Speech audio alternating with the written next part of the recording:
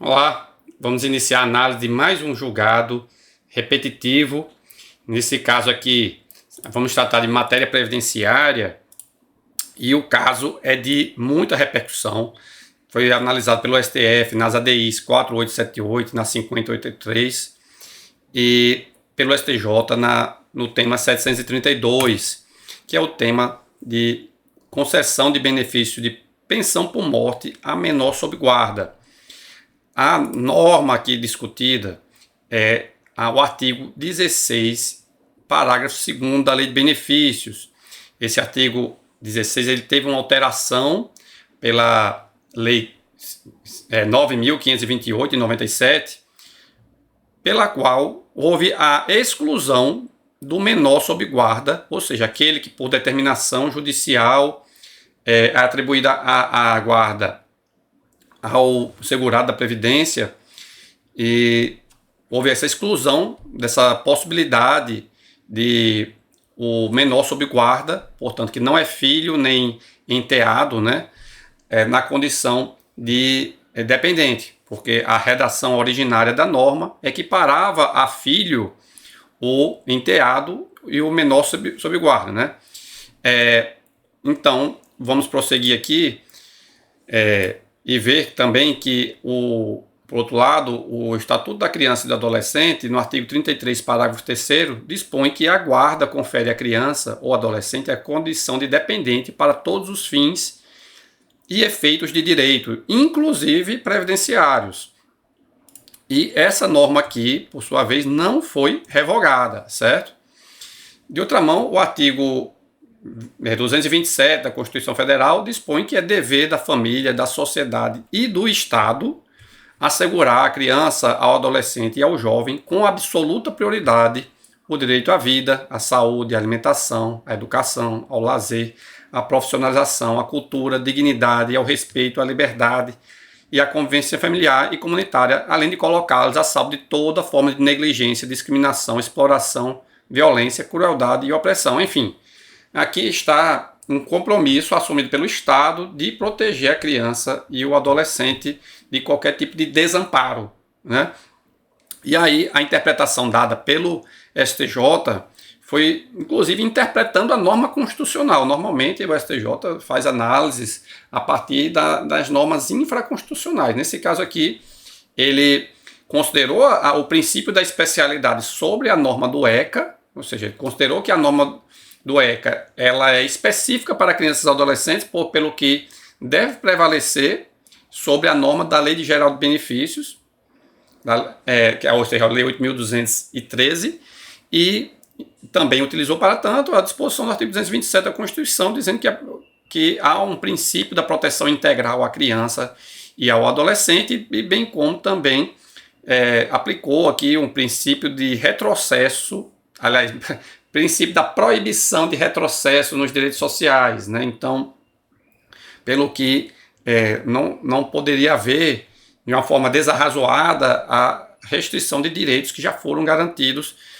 normalmente num caso aí desse, em que a Constituição garante para crianças e adolescentes uma proteção integral, né? Foi a interpretação dada pelo STJ e que diz que também os direitos devem ter eficácia direta e imediata, priorizando a solução que concretize os preceitos constitucionais. O STJ destacou que a terceira seção do STJ, que tinha a competência para julgamento de matéria previdenciária, ela vinha julgando pela impossibilidade. No entanto, houve uma mudança de competência entre as seções do STJ e a matéria previdenciária administrativa foi para a primeira seção, que passou a julgar pela possibilidade. Então, os precedentes mais recentes do STJ, na verdade, são pela possibilidade. Então, o STJ firmou o entendimento pela possibilidade de concessão do benefício ao menor sob guarda, pelos fundamentos já expostos, né? Vou passar a falar agora sobre o julgamento das ADIs 4878 e 5083. O relator era o ministro Gilmar Mendes, que entendia pela constitucionalidade das normas questionadas, ou seja, ele entendeu que a alteração dada na lei de benefícios para a exclusão do menor sob guarda estaria dentro da possibilidade de o legislador alterar a norma para excluir categorias de pessoas do rol de dependentes. E ele fundamentou, inclusive, na emenda constitucional número 103 de 2019, ou seja, a última reforma da Previdência, que dispõe que são pensionistas exclusivamente, eu vou aqui avançar um pouco, porque eu vou voltar a esse tema mais na frente, mas dispõe que são pensionistas equiparando-se a filho exclusivamente o enteado e o menor tutelado, desde que comprovada a dependência econômica.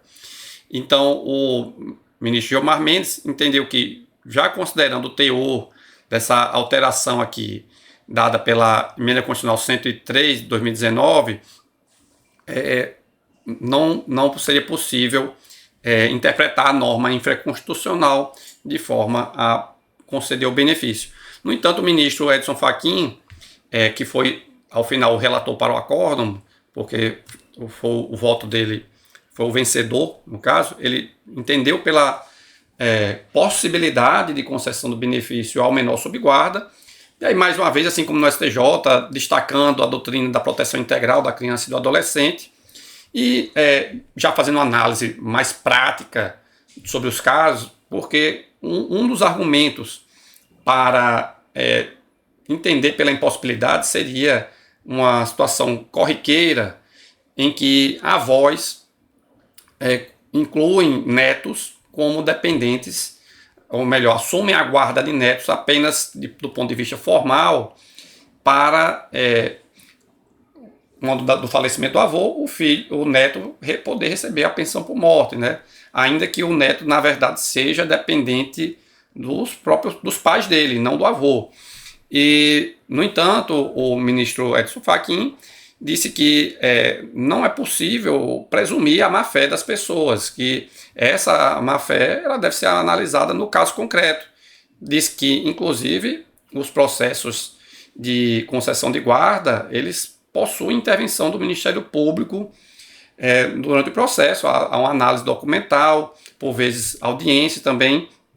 Então, não dá para presumir a existência de má-fé e que vai acontecer fraude. E disse também que, em qualquer caso, há a possibilidade de exigir a comprovação da dependência econômica, como dispõe o próprio parágrafo 2º do artigo 16 da Lei de Benefícios. Portanto, prevaleceu aqui essa tese pela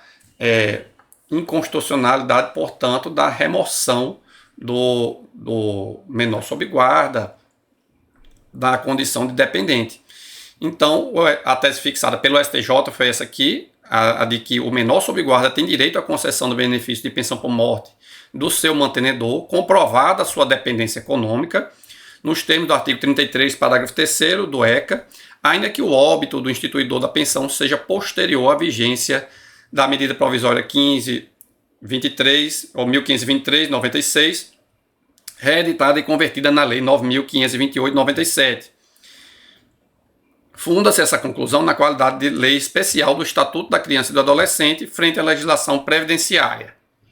Então, no final, o STJ deixou claro que o principal fundamento adotado foi a da especialidade da norma, porque a questão constitucional seria da competência, na verdade, do STF, né?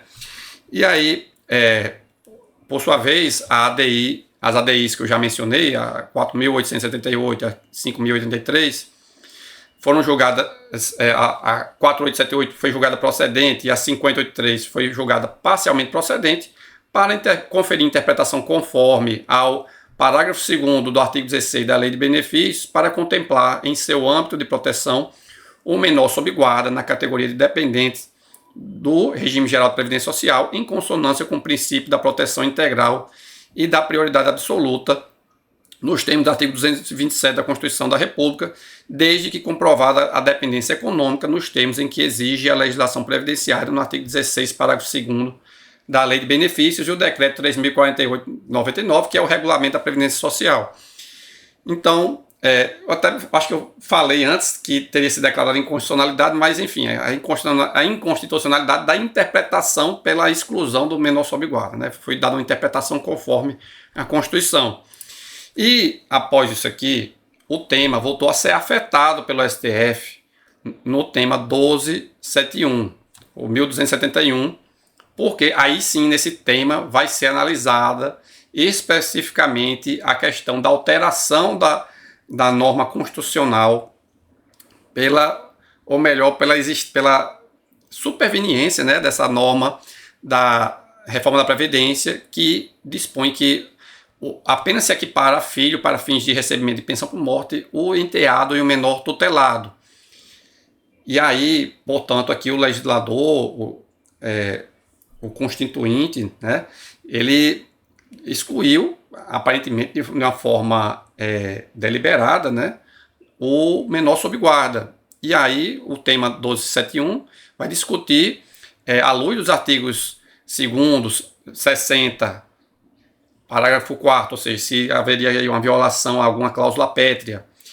também o artigo 201 da Constituição Federal e do artigo 23, parágrafo 6 da Emenda Constitucional 103 de 2019, que é isso aqui, né? Se a retirada da criança e do adolescente sob guarda do rol de beneficiários, na qualidade de dependentes do segurado do regime geral de previdência social, violou os princípios da igualdade, proibição do retrocesso e da proteção integral das crianças e dos adolescentes. Portanto, é importante que vocês se inscrevam no canal e ative as notificações, porque quando sair esse julgado aqui, com certeza eu vou fazer um vídeo analisando, certo? Então, agradeço se você ficou aqui até o final e até a próxima.